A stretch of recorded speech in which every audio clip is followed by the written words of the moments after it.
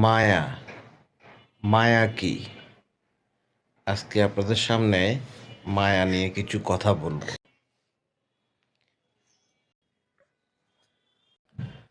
মায়া এমন ক্ষতিকর, পুরো খোলসটা থাকে শরীরে, কিন্তু ভেতরটা ক্ষয় করে ফেলে।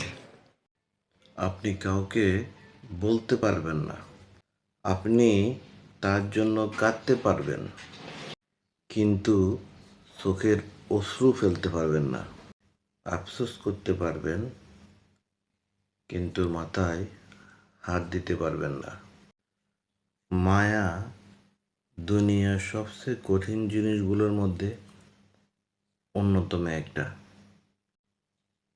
মানুষকে, অর্থাৎ আপনাকে আমাকে ভেতর থেকে ক্ষয় করে ফেলে এই মায়া।